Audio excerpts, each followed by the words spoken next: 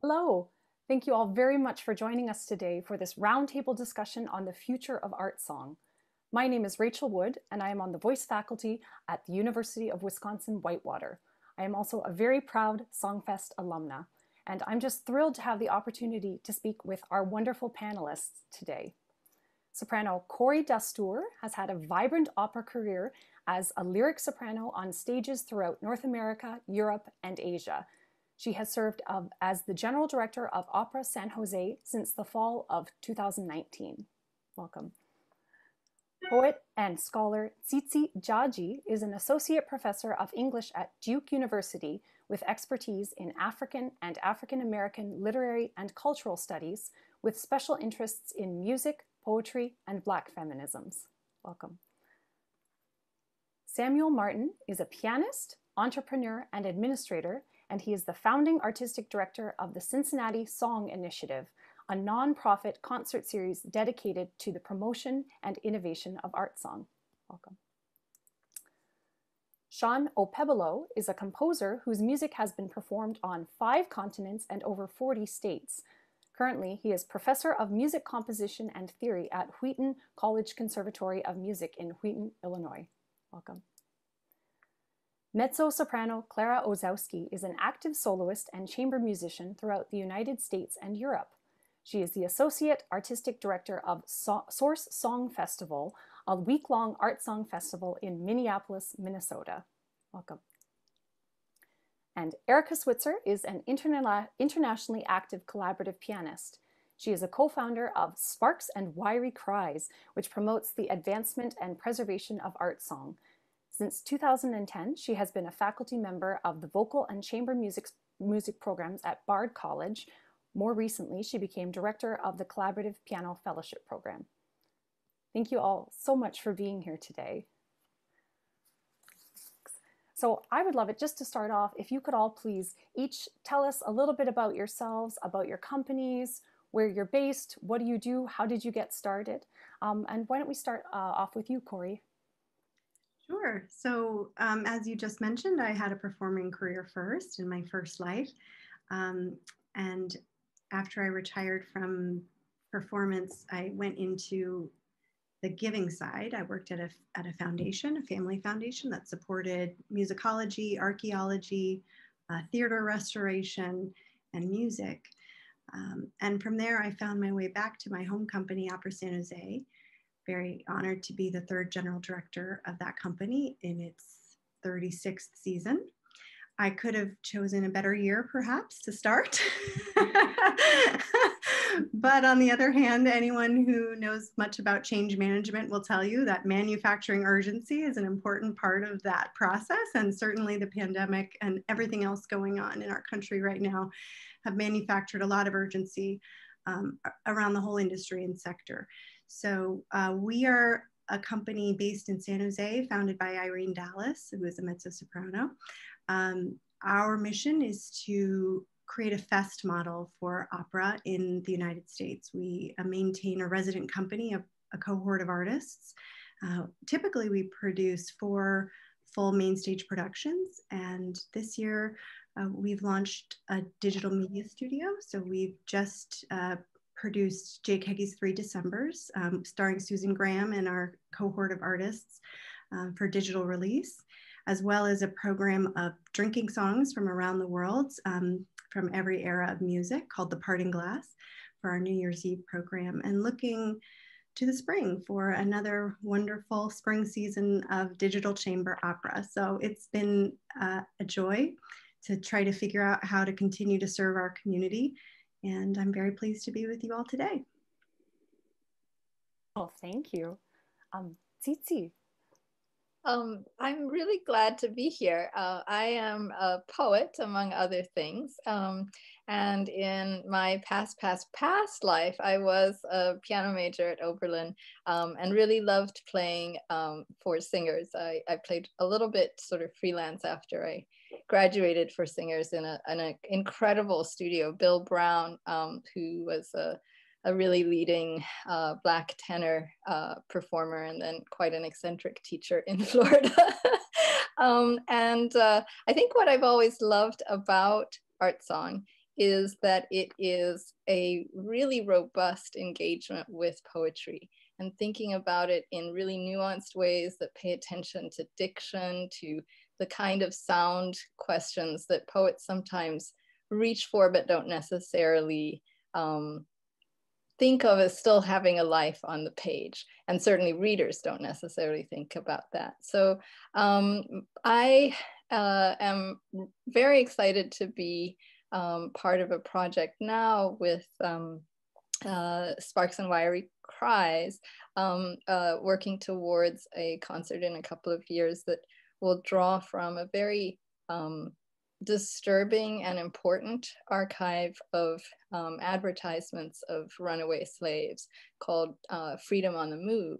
And the reason that it's called Freedom is because it's a record of the names of people who had the courage and wherewithal to free themselves, to run away, who knows to what.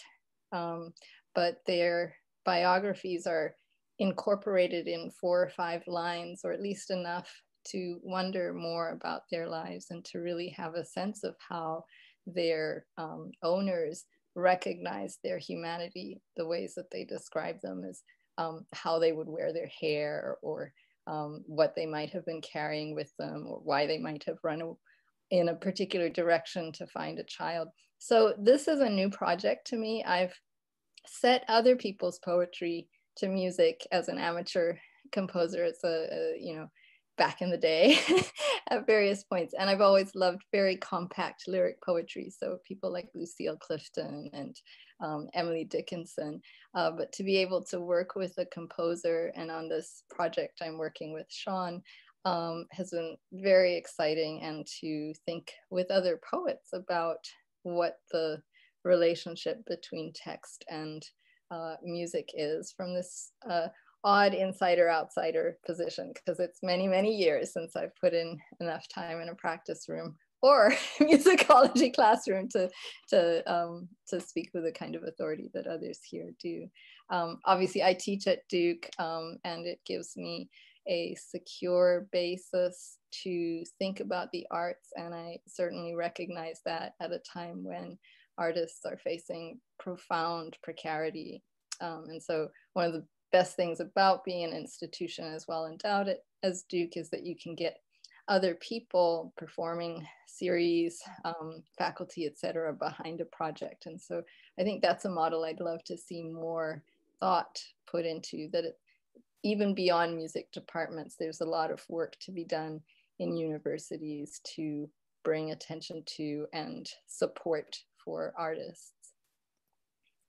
Absolutely. Well, thank you so much. Mm. All right, Sam? Well, first of all, I'm so grateful to be here with such an incredible panel. So I know I'm just going to have my ears open this whole time. But I founded Cincinnati Song Initiative in 2016 with the mission to promote and innovate the song genre and bring larger awareness to this often looked at genre as niche or less well known than something such as opera. And the way CSI achieves that mission is through large scale themed projects. For example, projects surveying art songs in a certain language or of a specific composer, poet, time period, country. And the whole point of that is to build engagement and build a following and build interest in whatever the themed project is.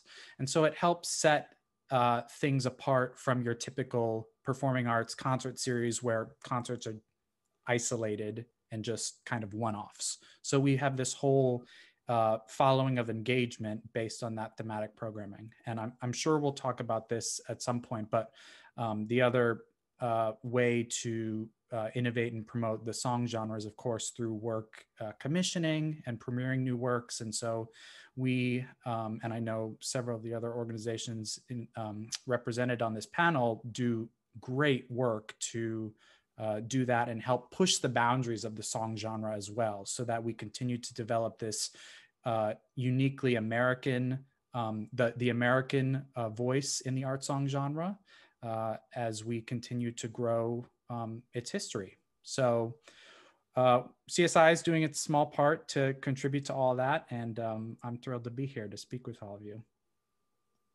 Wonderful, thank you. Shawn. Oh, Shawn, I'm afraid you're muted.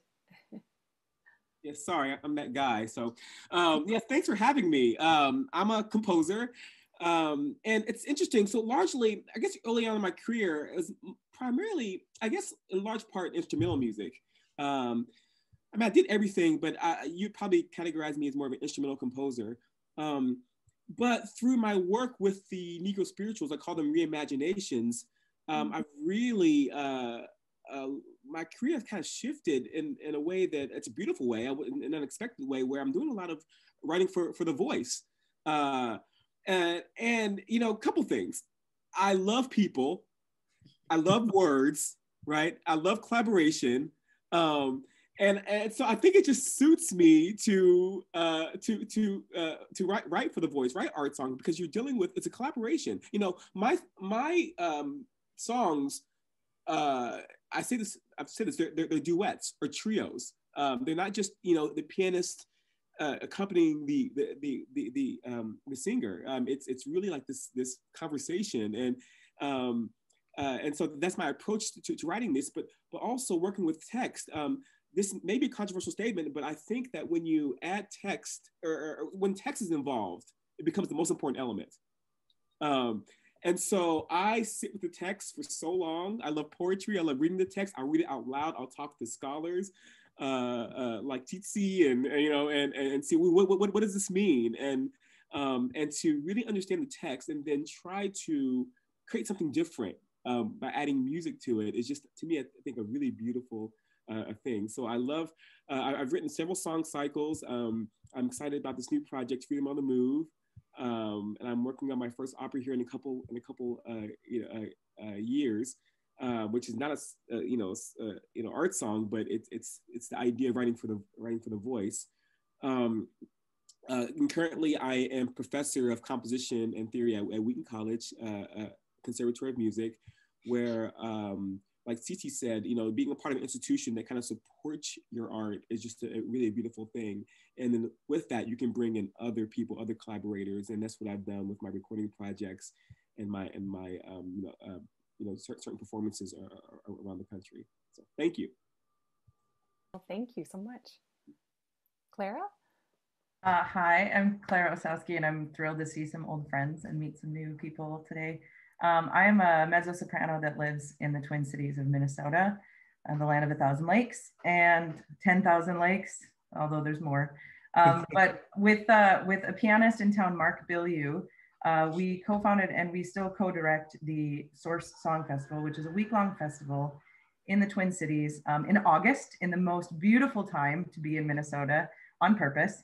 And we focus our festival on the education of art song and performance, but our focus is mostly on the education portion of the composition and the performance of,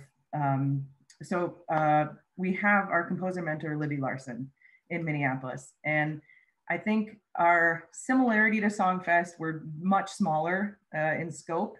And we like to provide the resource that Minnesota specifically has to art song and what we've done traditionally, and then how we're actually going to bring more art song forward. So we've had the resource of Dominic Argento and Libby Larson, and we have an incredible community of musicians with our theaters here. And we also have this new found sense of our poets that exist and reside in the Twin Cities. So while the past 8 years we've had our Min Song program, which is dedicated to composition of song, led by Libby Larson and David Evan Thomas, we have our program of the Min Duo portion, where we invite 8 student duos to come in and work with master clinicians. We've had illustrious pianists like Erika Switzer give master classes, Martin Katz, Håkan Hagegard. Several individuals would have been our presenters. So the idea was to bring in international performers to give master classes and perform while they're working with our students. And it's so encouraging to hear the focus on words that's happening in this panel. Source has now, we're doing a little pilot version of, we're hopefully going to use Min Word or something similar. But last year we focused on the poetry of Walt Whitman, or 2 years ago for his anniversary. And our upcoming festival, we're going to look at what happens to a song in translation. So our festival is built upon translation and what that provides and what that leaves out. So we're encouraged that words are becoming a huge part of building song and moving it forward. So I'm just thrilled to be on the panel and share a little bit about Source with you. Thank you so much. All right, and Erika. Hi, thank you. It's what a beautiful group of people to be among. It's nice to meet some faces that we've been in touch by email, but not we've not yet been on a Zoom call, amazingly, and so it's nice to connect this way. I'm a pianist, and I fell in love with song as an undergraduate student when it was required that I fall into this world, and I have chosen to stay in it ever since. I'm not really sure where to start. I feel like there's many threads in my life, but I think if I can lead with song, it took me to Germany, where I met Martha Guth, who is the co-founder of Sparks and Wiry Cries. We both amazingly came from Vancouver and somehow never met there in the music world, but we worked together and collaborated in Germany for several years, and eventually both landed in New York City. And that was when we formed Sparks and Wiry Cries, which was our response to our own love of the art form. And from the beginning, I think we've led with our belief that as music's most vulnerable expression of the soul, that there is also the greatest potential to connect with people. And it does that, again, through the words, to echo what's already been said today, through the stories that each song tells. And what's become increasingly important to us over this past decade has been to tell stories that matter right now. Because I think that that's what composers like Schubert did in the 1800s. And that's what Mahler was doing at the end of the century. I mean, I think that this is, that we can only lose our connection to song if we don't continue to find its fresh and necessary voice right now. And additionally, as we grow as an organization, we also see the need to meet a broader culture by hiring a broader culture. So we will only have a mixed audience if we have mixed artists, if we have mixed poetry, if we have mixed musical styles, so to bring those people into the room, that we already need to have created that space inside the room. And that is our goal right now, is to find meaningful ways to give voice to an abundance of stories. Wonderful. Thank you so much. It's such a joy to hear a bit more about each of you and your organizations and your work. And you've already raised a lot of the points that I was hoping to discuss today. So this is really fantastic. So Clara, I'll start with you if this is all right. I'd love to know more about how you and your organizations promote the work of living composers and poets. So as I said, Clara, I'll start with you because I know your festival works quite a bit. You've had several premieres, and then Shawn and Tsitsi, I'd also love to hear your perspective from the other side of this situation as well. Yeah, we know that we're very lucky in the Twin Cities to have this supportive community and culture for new music, new art, new works. And so one of the things at Source that we really try to bridge the gap between the professional and the emerging, and we cross over a little bit as far as when we hire Minnesota composers to coach these Minnesota students these students that come to Minnesota. So they can work with these composers that are local, Libby Larson, Jocelyn Hagan, Tim Takash, Carol Barnett, things like that, people like that. What we do with the composer students that come, we hire professional musicians in the Twin Cities to perform their works. So we're always having the conversation between the composer and the performer. And that's something that we really want to foster in that educational component.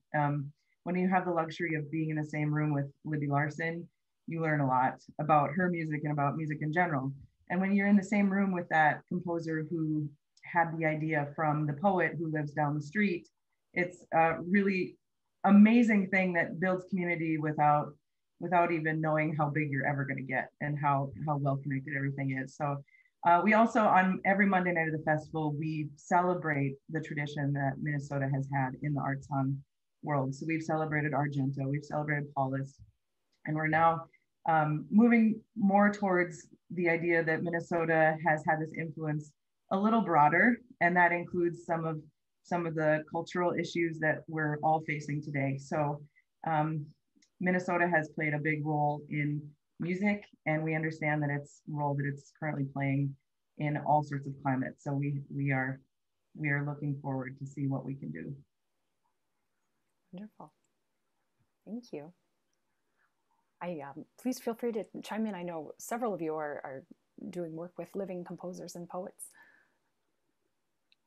Shawn, do you want to go ahead, or shall I talk a little about? Yeah, you can start. Well, I can say one thing about Minnesota. Oh, sorry. Please do. So I went to Minnesota. It's kind of random. I was on a panel at the American Composers Forum adjudicating this big competition. So I for some reason I've never been to Minnesota. I've been to many places, but not Minnesota, and I wasn't that thrilled for some reason. So I went to Minnesota, and I was blown away at the arts community there. Like, not just music, like theater and everything. But not just that, the diversity. I think we ate at a Russian restaurant, a Somalian restaurant, a French restaurant. And so I'm like, you have this like this, I feel like so ignorant. But this is such this beautiful place of just art and diversity there. So it's great that you're in Minnesota, because I think just in being there, can just, I think so many possibilities. We're ready to welcome everyone in, and we're ready to show that we enjoy doing it as well. So that's kind of random. So Tsitsi, you can start. Sure. I mean, this will touch a bit on the project with Shawn, and also on just what the ways in which poets maybe think, and generalizing from myself. I think one of the things that is sometimes unfortunate about our time is how specialization is fetishized. And I think one of the things that we're talking about in terms of art song is that it is a place where people meet who have different ways of thinking and moving and processing the world. And that means that it's also a place where, as folks have said, in terms of text and story, that it really pulls in audiences. But what I'm hearing as well from the work that you guys are doing is that it has a big role in terms of education, because it's always grounded in conversations. And one of the things that I love is that even though it's an extremely demanding form because of the exposure of the voice and the piano, I mean, there's nothing to hide behind, and you're physically close to your audience, right? It's also a genre that has attracted a lot of amateurs because it's small, right? You don't need a ton of space or people. You can have a performance in a church or in a school or in a music teacher's home. So I think about the places where young composers and young poets have been brought into conversation and invited to try working together. This coming semester, I'm kind of looking forward to working with composition students at Duke. That the composition teacher there, Stephen Jaji, said, well, hey, they can have that experience of talking to the poet and kind of wrestling with things, etc. And I have an incredibly gifted colleague, Nate Mackey, who has written about music and has been a DJ for a long, long time. And his music, his poetry is like a compendium of musical knowledge. And yet he himself is not a musician, but a composer in the composition program read some of his poetry and wanted to set it to music. And so something about the attraction and yet sense of foreignness that people find the courage to meet in the middle and to make something new, I think is really powerful. And it says something as well about difference and about the work that we can do when we are brave enough to engage with difference. And that's a bigger question. That's the question of Black Lives Matter. That's the question of the migrant crisis and family separation and all these sorts of things. And I love what Erika was saying about this form always having spoken to its time. And so I think about all of those things as giving permission to poets who haven't necessarily thought about their words having another life, and who are so curious to see what a composer might do with it, and so moved to hear their words sung. So often these are wild things to a poet, and I imagine that for singers there's something, you know, strange and exotic for about making words that aren't in spoken language. I mean, poetry in so many ways, it looks to be estranged from the everyday, and yet to heighten it. And so I think we're always going back to a fundamental understanding that we know from Greek civilization, but is across many, many civilizations, which is that lyric is poetry and lyric is the musical. And so I think that there's something really fundamentally restful as well as unsettling about this song form. And I'm so excited to encounter these local projects that each are very anchored in place, but also, honestly, in listening to each of you today, you've given me a sense of an Americanness, of something that's specific about America is its challenge and wonder with diversity and its widespreadness, and yet some sense that somewhere there is something that binds us together. And the more that we can practice that and rehearse that and kind of put it out there, I think the more that art, music, and poetry matter, you know, make a difference in terms of mattering in the material world. Yeah, I'll just say two things. I mean, I can't really add too much to what Tsitsi said, but the idea of new, that's important. I often tell my students, you know, who want to set poetry. I'm like, you're not making this poetry better. You're not. The poetry is great as it is. Well, some is great, and so what you're doing is creating something new, and I really like that approach, that you're not necessarily enhancing the poetry, you're just creating something new. So, and my second thing I want to say is also going back to the idea of story. You know, for me, my journey, you know, my mother is Black, African American, my dad's from Nigeria. And so, like, just in grad school, I wanted to connect with my Nigerian musical roots and the music of my mother. Nigerian roots, I went to Nigeria, studied West African music, but for my mother, it came from you know, the songs of enslaved Africans, right? And so, what's beautiful about the spirituals is it is a historical snapshot. It does tell the story of what's happening during that time, and quite beautifully, even though the time was just a horrible time. But we can do that now, okay? And even with the spirituals, because a lot of the same problems they're having back then, we're having now also. But even more, you know, we can tell the story of what's happening now through the art song. So hopefully, if our music, you know, survives and lasts, people will know what was going on during this time through the art song, as they will know with lots of different art, whether it's film or you know, literature, or yeah. So that's all.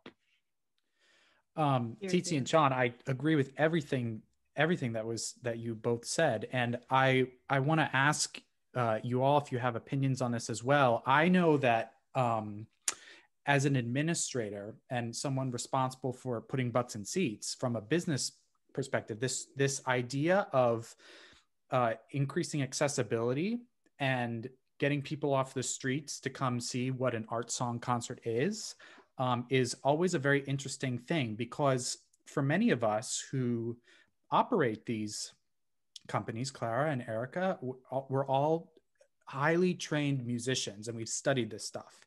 And yet we are trying to open this genre and welcome into the fold audience members. No one expects that every single audience member has that sort of background, right? And so I think I always am grappling with how to try and reach as broad of an audience as possible and get them interested in coming in through the door. Because what I found with CSI, and I'm sure some of you have had similar experiences, is if you can get someone in off the street into a concert, they're hooked. We have our artists speak with the audiences before each set to just tell them sort of a Spark Notes version about what they're going to hear, because they might not be familiar with hearing things in foreign languages. They might not be adept at interpreting poetry, especially if they're hearing it for the first time, washing over them in the form of song. That's a lot of layers to dissect, right? In real time, especially. So I'm curious to everybody else's experiences and opinions on this dichotomy of what we present on some level is extremely intellectual and high level, and it takes an incredible level of training to pull off and be one of the performers, or and to live on that level. And yet we're still trying, we're all saying and agreeing that we hope to share this genre with literally as many people as possible, the lowest common denominator. So what is that dichotomy of not dumbing down the art form and yet successfully reaching as many people as possible? Because if we get people in a room, they all understand and feel the same things that we feel. Does that make sense? I'll jump in and just say, I think what you're talking about are people who are new to engaging with the form. I would say that there isn't a huge ocean of difference to those people between an opera and an art song cycle. And in fact, sure, I run an opera company, but right now I run an art song studio because we don't have an orchestra, we don't have productions. What we have is the human voice, and when you're amplifying an artist's story, it starts with a song. It starts with the song your mother sang you when you were a baby. It starts with the connection of text and voice. And we couldn't do anything. We were locked out of our theater. We were adrift and separated from our identities. So what did we want to do? We wanted to start with one voice and one piano and see if we could do that safely. And I think stripping it all back to the very beginning is providing a really beautiful opportunity for growing, because you don't need to know X blah blah and have seen this soprano and that soprano in the role and be hearing this definitive interpretation and that. It's starting at the very beginning.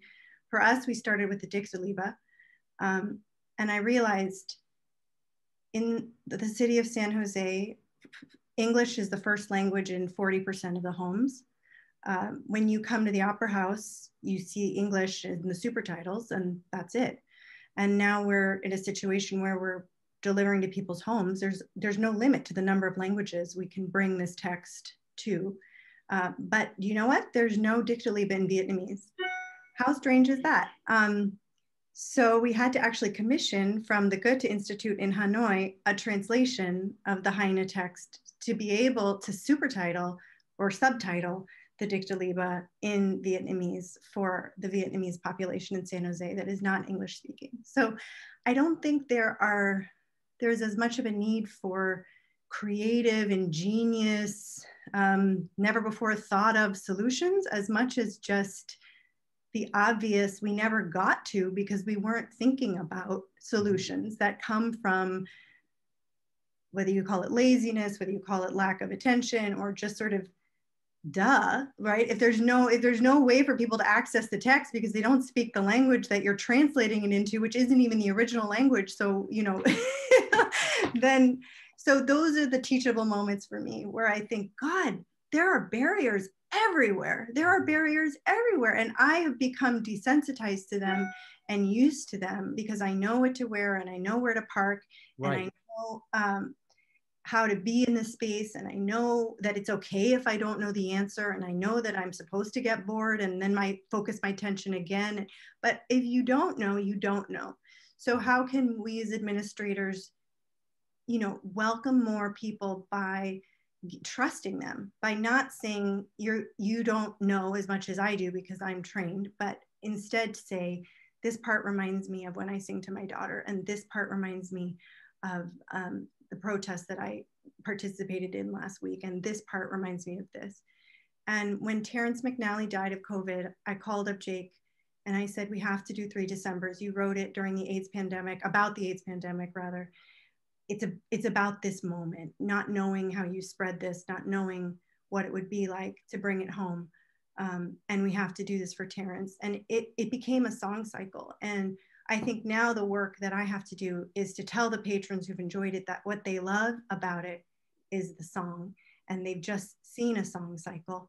And they've started now at the very beginning, as all of us have in undergrad or in childhood, with the voice and the piano. And that's the foundation of everything else that comes later. I love that. Yeah, I love you.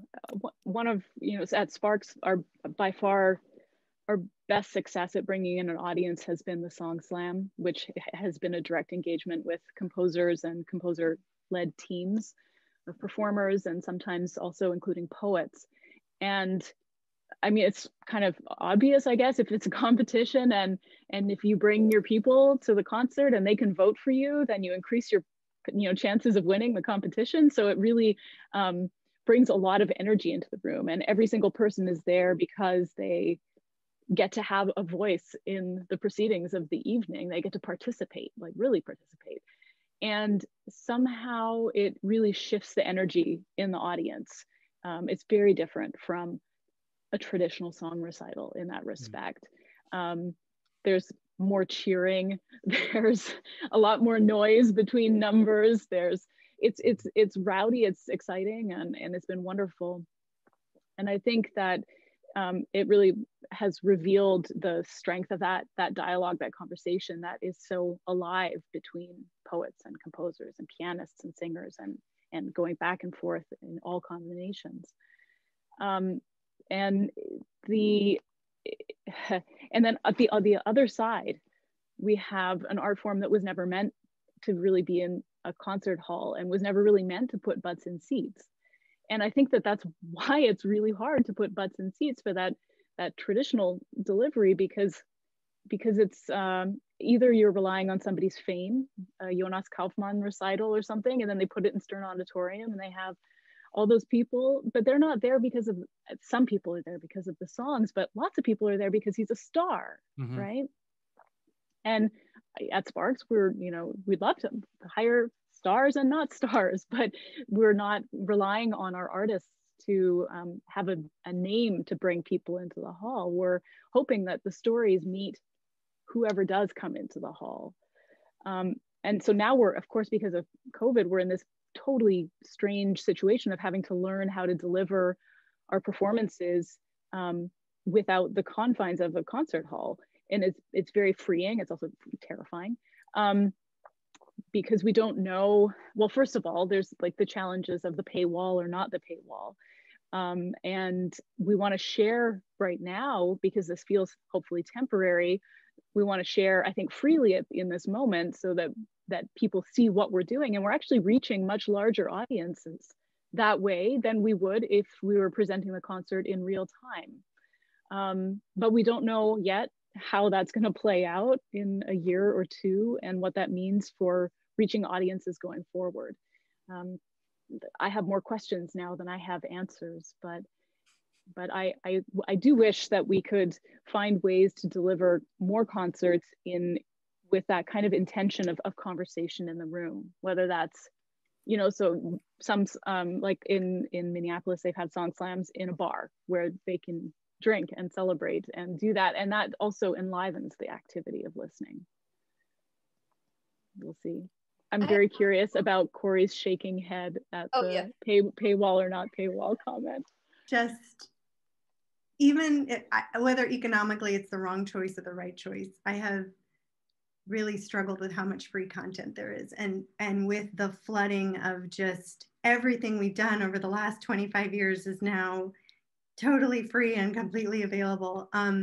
Whereas I've been very inspired by my colleague institutions in regional theater companies that have been incredibly ingenious around revenue sharing and around building experiences with meals and with mixology, and you know. So I think for me, anyways, it's a bit of a tempting poison chalice. Those views, you know, the free views and the engagement, and you think to yourself, wow, we got 2,000, 2,500 people that came and watched.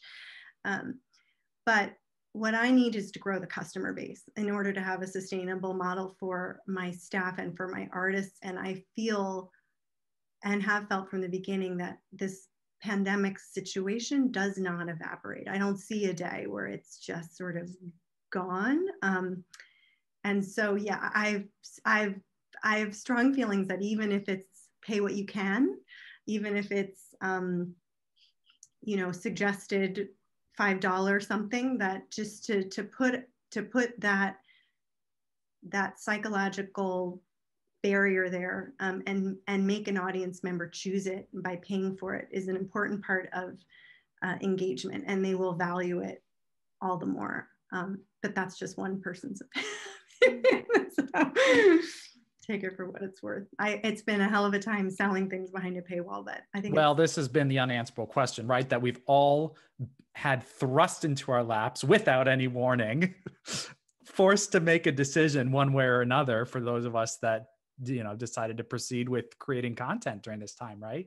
So I know, I mean, I'm pretty sure there's a swath of answers to that question right now within this panel. There's an even broader swath of answers across the country and around the world, and we're still figuring it out. But one thing I tend to agree with everything that you said, Khori. But one thing that I'm, you know, guessing that we can all agree on for sure is that some form of this is not going anywhere in the future, once the pandemic is over and we return to live and in-person stuff once again.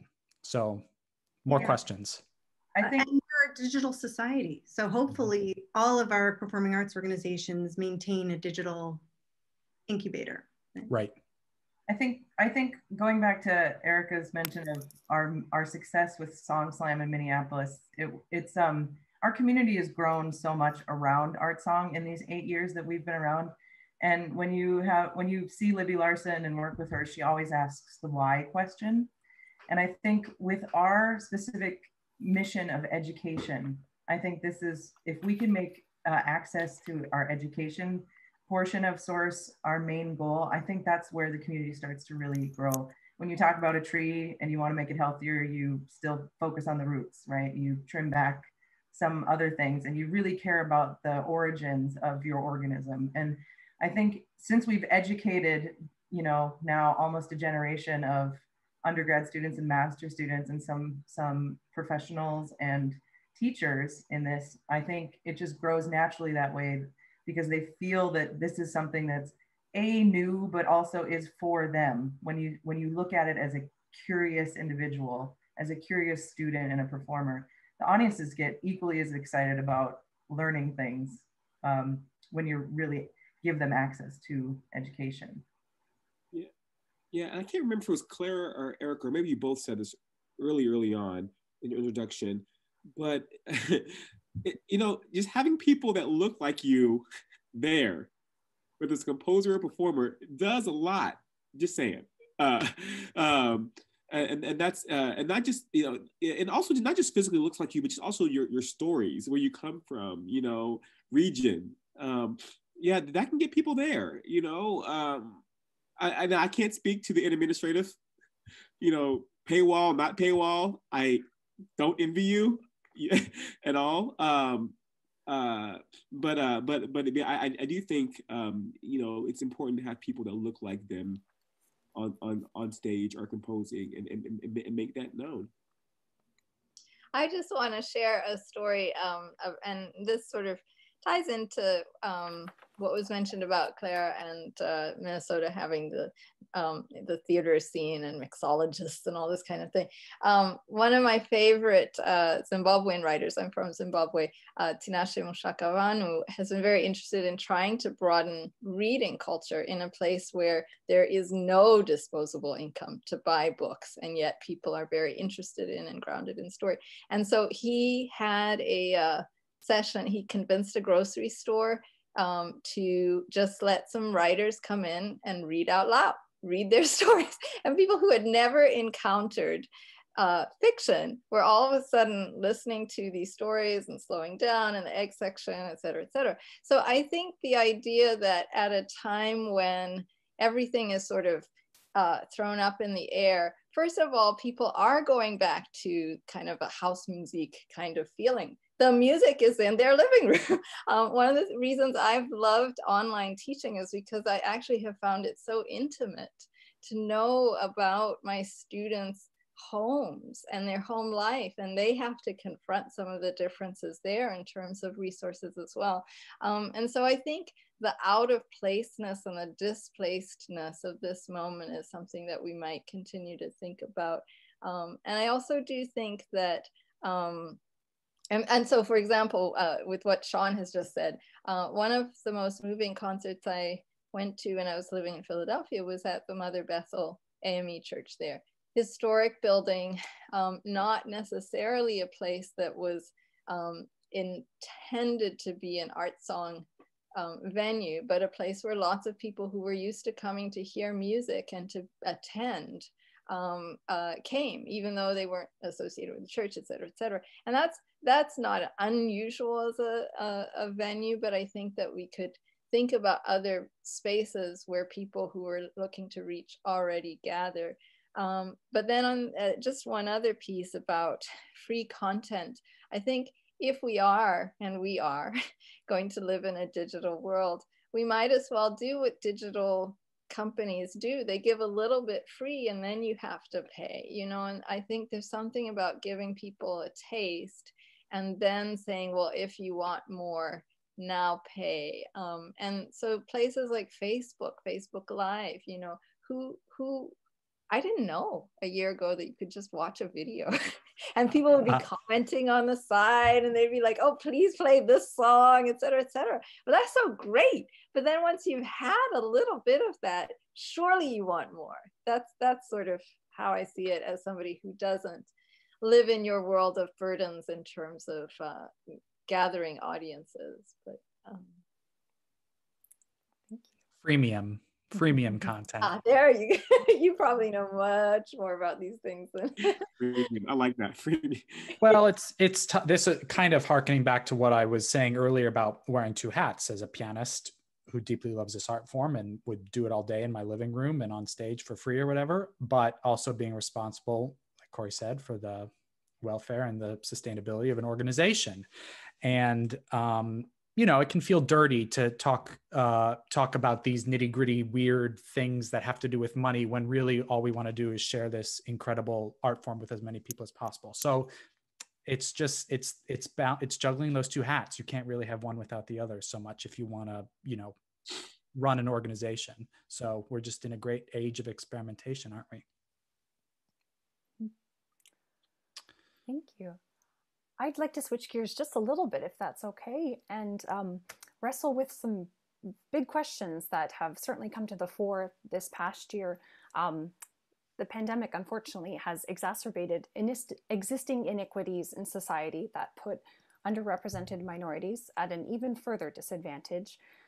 These inequities, along with recent events such as the tragic killing of George Floyd and the nationwide protests as a result, things like the Me Too movement, all of these have had a huge impact on the artistic community as well.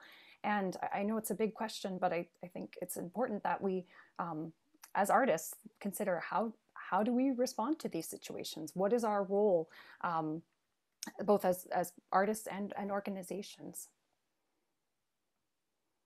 Can I jump in here? Yeah, so I was commissioned to write a song set, and I wrote it. It's called Two Black Churches. It was based on the 1963 bombing in Birmingham, the first movement, and the second movement is based on the 2015 shooting in Charleston, Mother Emanuel. And I wrote the piece in early January of this year, the piece was finished in early January of this year. It was going to be released next year in 2021. Well, this year now, sorry. Sorry, I have really bad allergies. And my collaborator, Will Liverman, who's a fantastic baritone, he's just the best. And Cedille Records and the people who are behind this said, we need to push this up. And we decided to release it in a series of concerts in the summertime. And it was so meaningful because I was writing pretty much about these tragedies in our community that seems timeless. I mean, one happened in 1963 and another happened in 2015. Same for police violence. We know about it more now because people have cell phone cameras. I would love to say that piece was widely popular because I'm a brilliant composer, but I don't think so. I think it was widely popular because I was writing about what was going on. People can really feel the art song and what was happening with the Black community. I think that's. I think it's my responsibility, your responsibility, whether you're an administrator, whether you're a poet, whether you're an artist, musician, to use your gifts, your art, your talent to bring awareness of these events. This piece was performed at the Lyric Opera stage and then also at the Kennedy Center. And it got a lot of public acknowledgement. So whether you wanted to hear about two Black churches and bombings in Birmingham and the Charleston shooting, and you came for the Schubert, well you heard that piece too, and so I think it's our responsibility as artists, administrators, whatever you do. I completely agree, Shawn. And I would even say that it's in fact irresponsible not to. That if we miss this opportunity to acknowledge great iniquities, that we are not really participating human beings right now, and probably truthfully then ignoring what's going on around us, which is really kind of unforgivable. So I think obviously programming is super relevant here, and also education is huge. Most of us, I definitely include myself, my education was very narrow-minded, and I am constantly feeling like I'm only at the beginning of teaching myself everything that there is to know. And that can definitely be overwhelming and even frustrating. But it's also, it's what keeps me moving forward. And I think I see that this is an opportunity also to be learning from others right now, and not just from ourselves, and especially also learning from my students right now, and from seeing their vision of the world, and allowing for a different flow of information than we have been accustomed to. Yeah. That's what I have to say.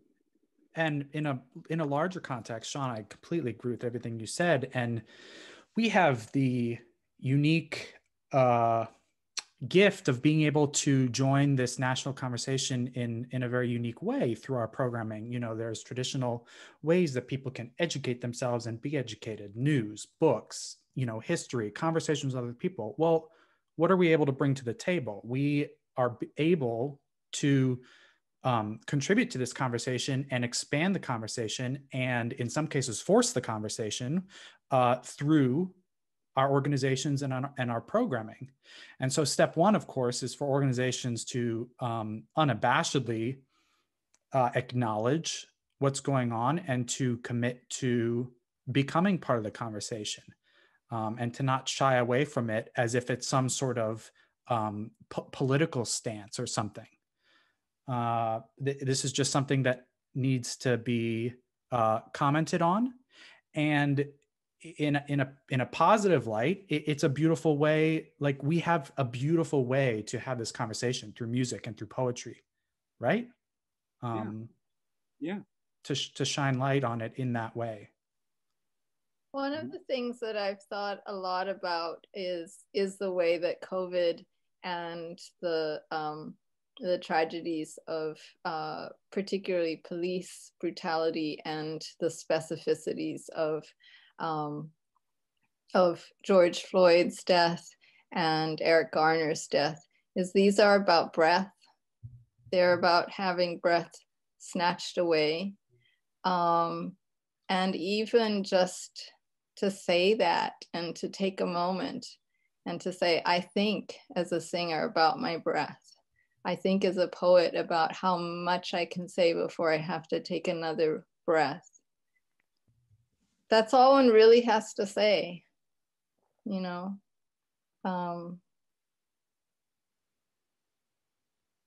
Yeah, I think as our community has really had to grow up very, very quickly and talk about some of these things in the midst of the pandemic.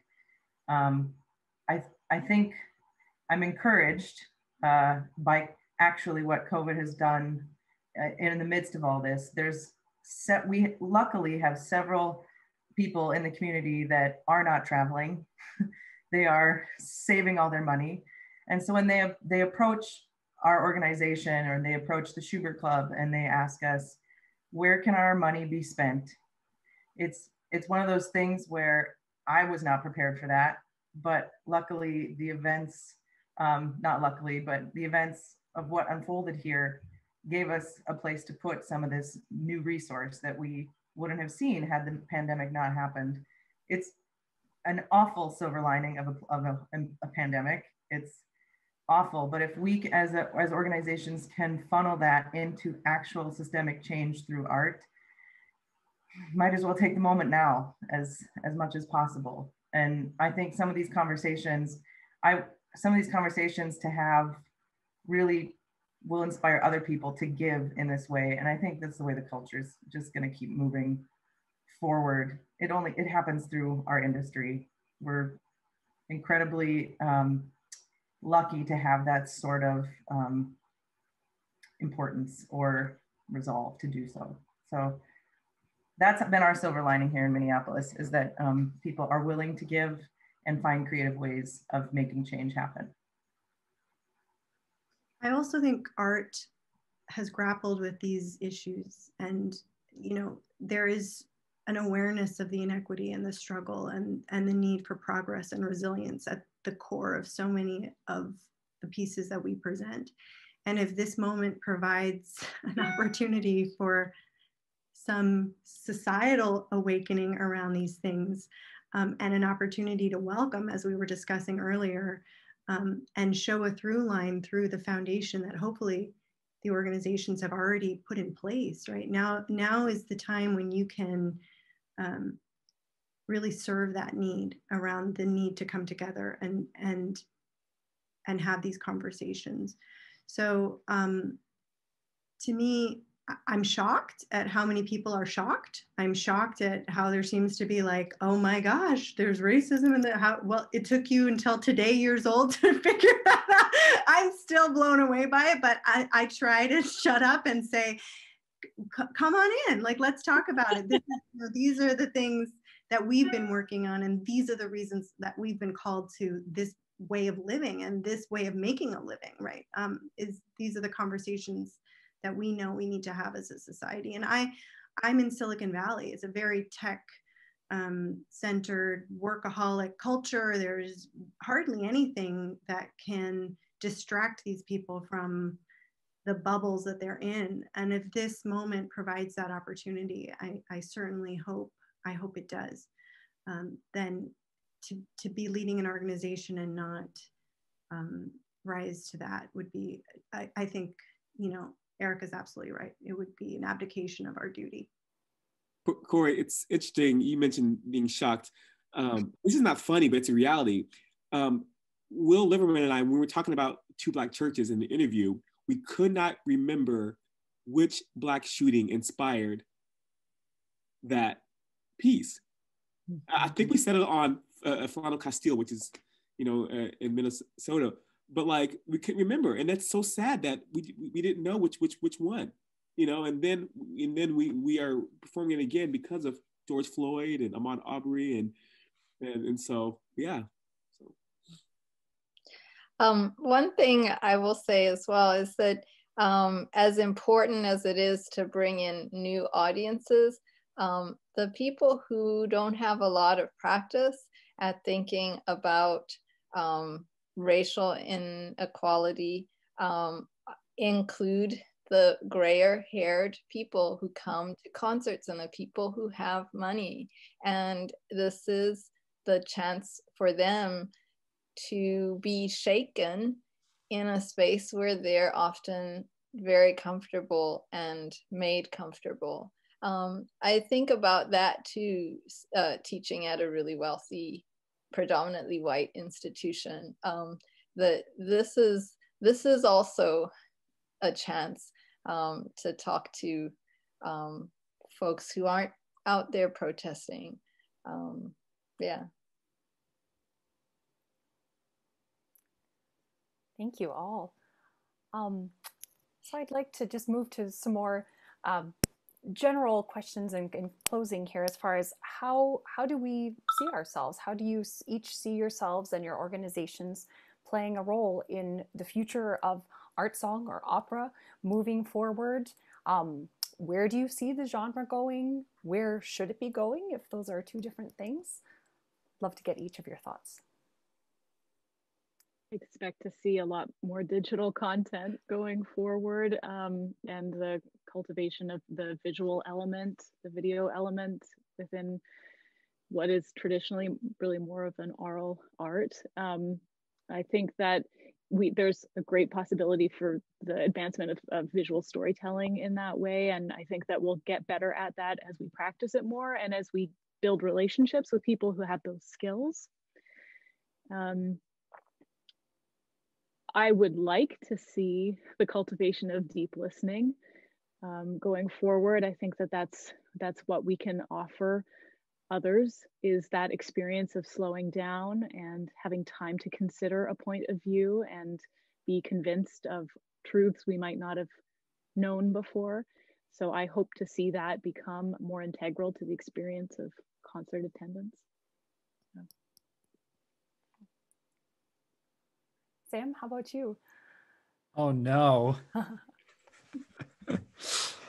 Oh man, there's so many thoughts, and I just have to say I look to Erika and Clara and Source and Sparks for inspiration all the time. They are just stellar and so inspirational. I don't have another word for it, but I completely agree with what Erika said. And you know, digital, in person, that's the packaging, right, of what it is that we do. The universal core of what we do remains the same and should continue to be chased after, and that is to get people into a space together, which is increasingly turning digital, and we'll figure out how to do that best as time goes on. But we need to get people in a room to listen to each other, to express different points of view, and to potentially have people walk out of that live or digital space having adopted a new thought, or had an opinion swayed, or just have learned something new. And I think that our art form has a very, very unique ability to do that. And through this time, it's just a matter of figuring out how best to achieve that goal so that we don't get wrapped up in the packaging of it all. You know, that stuff to an extent is forced upon us, and we are left reacting to it. What is the goal and the core fundamental belief and mission of what it is that we do, and how can the genre of art song better our society and our humanity and get us to talk with each other and listen to each other? So I don't know, I'm pretty sure I just said a lot more questions than answers, but Cincinnati Song Initiative just will seek to chase that, you know, into the future, whatever that looks like, and to not be scared about staying stuck in past ways, rooted in conservatism and traditionalism. Thank you. One of the best conferences I attended was Daryl Taylor's African American Art Song Alliance conference. He does it every 5 years. He should do it every year.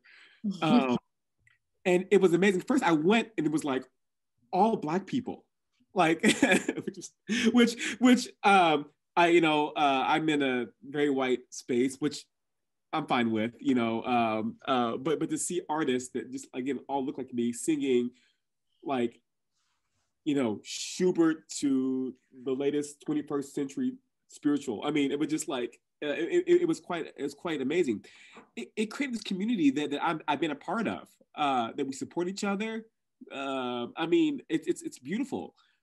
I see that also in Sam's work, and Erika's work, and Clara's work, you know, and Khori, you know, what you're doing to creating this community that I'm just super excited by, you know.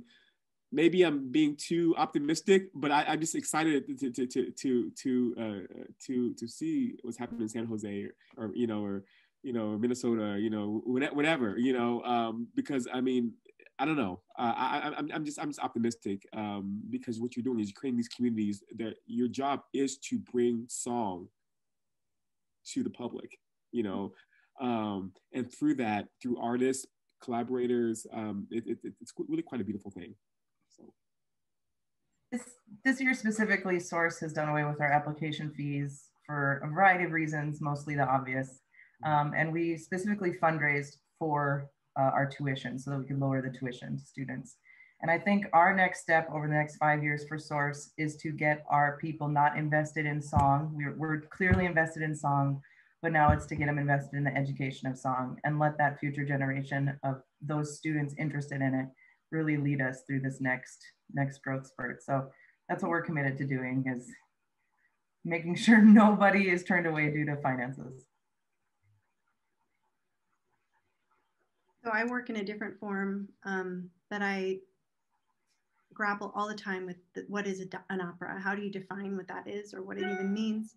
It's changing. I can't wait, Shawn, to hear yours. And what I want is to be challenged about what that word means.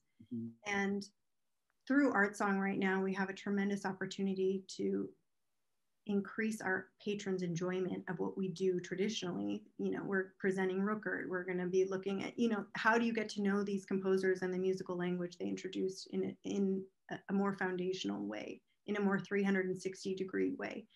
And how do you get to know the artists and the singers in a more 360-degree way? And so as we move away from the era of the maestro and more to the era of sort of an individual consumption of the product, I see a huge groundswell in opera, in song, in chamber music around these sorts of themes. And I just feel very, very titillated because I haven't seen anything like this, and I don't know how it goes.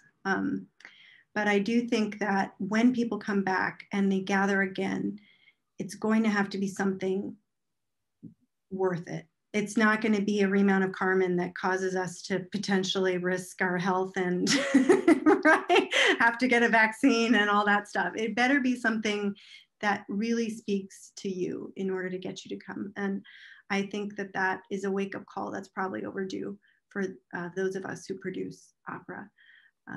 And it's so simple and so beautiful that song has provided the way forward for us, both economically and just emotionally and spiritually, to start back at the beginning in order to make new things. Because what I learned from the 6 months we were in lockdown is that you can be watching the most glorious, opulent productions, but if it's not new, if it's not living, it's not speaking to the moment, and it's not a reflection on what's happening, it doesn't resonate in the same way. And even something like a simple Dichterliebe can feel new again if you haven't been able to expel phonation in the presence of another human being for 6 months. And so may we never forget, all the things that we took for granted, may we never.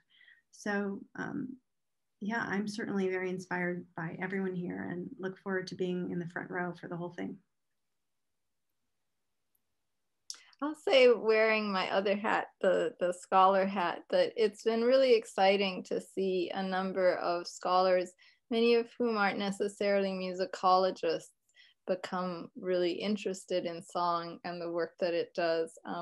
I've been working for an embarrassingly long period of time on a book called Classic Black about art song by Black composers as this record of textual interpretation that people in English departments ought to be excited about, because here are, scholars of text from the 18th century, from, the Chevalier de Saint Georges on, Black people thinking about words and writing about that. And I think about people like Krista Thurman, who's looking at classical musicians of color in Germany, or friend Ben Glazer, who has just written a book called Meter's Metronome, which really takes seriously meter as a musical and sonic element in poetry.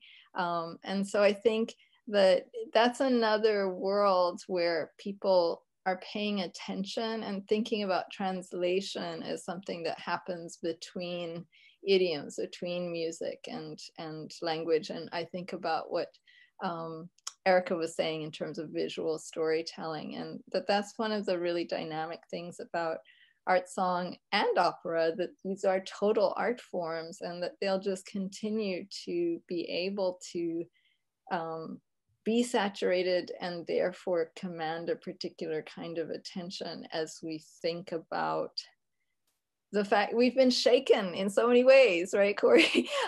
Like whatever we go back to, we're free not to be stuck with what was normal,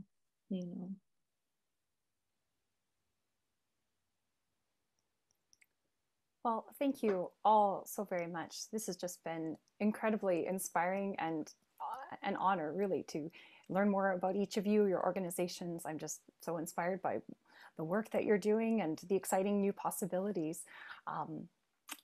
I wonder if we could close with, if you'd like to share some upcoming performances or projects, keeping in mind that this will be live on January 31st, I believe.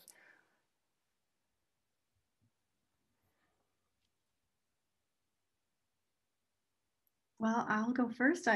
We're really in the Bay Area in California, sheltering. So we've even shut down the digital media studio for the time being as we all stay home. One thing that I'm really looking forward to is our new production of the Marriage of Figaro, set in colonial India during the British Raj. I've been thinking about this production for a really long time and how to incorporate Indian classical dance form, Kathak forms, and how well they marry with Mozart's score, and this idea of sort of the otherness, and what if the Count and Countess are actually the others and they're inhabiting this exotic foreign place that they don't understand and trying to control it, and what happens then. And working on an opera that I've done 50 productions of in a different way, with different smells and different colors and different fabrics and a different design team and a different cast. It's causing me to fall in love with what I do all over again. So I'm looking forward to that. Thank you. Well, I'm excited about the Freedom of the Move project, which you've talked about. That's not that's going to be premiered in 2023. I think we could say that. I'm not sure. We may have to edit that out if we can't. That's the plan. I'm super excited about that. I'm in residence. No one pays attention to dates anymore. Exactly. Time is meaningless. I'm also in residence with the Chicago Opera Theater from 2021 to 2023, which will culminate with the chamber opera, which I'm super excited about, and so there's some other projects, but those are two I'm really excited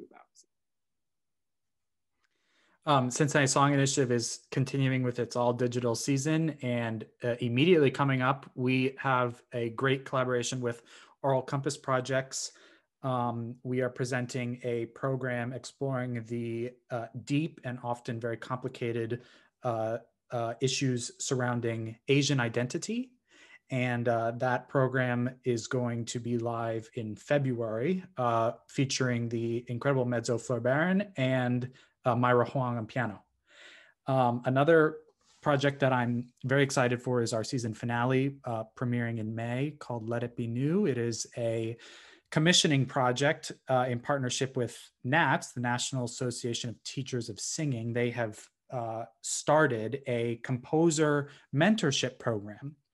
And so for this first iteration of that mentorship program, the selected applicants, it's been restricted to all Black composers. And so Cincinnati Song Initiative for this first year is commissioning a single song from each one of those composers to be produced in a final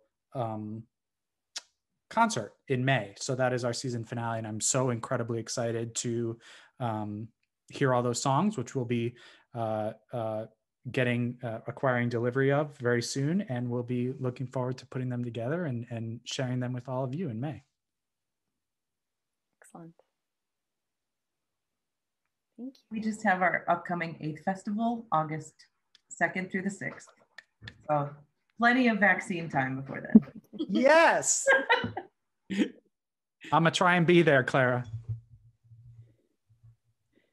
We have, Shawn and Tsitsi have already mentioned the Freedom on the Move. That's a couple of years out that we're all very, very excited about as it comes together.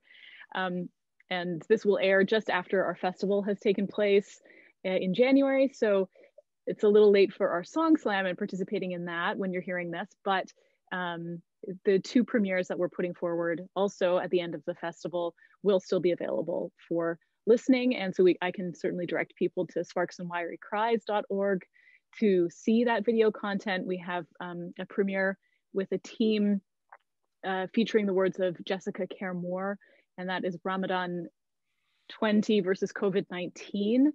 It's an incredibly moving text, and it's been set by Andrew Staniland. Latoya Lane is singing gloriously, and I'm playing humbly at the piano. And the other premiere is by Ronaldo Moya, and that is Maria Brea and Howard Watkins performing Ciudad Perdida. So we look forward to presenting these works as video content, and please do listen. Wonderful. Thank you all so very much again for being here today. This has been fantastic. And I just want to wish each of you all the best moving forward as we all navigate these challenges and new opportunities. Thank you. Thank you, everybody, for your awesome thoughts. It was a pleasure. Thank you. Bye. Be safe, everyone. Bye-bye.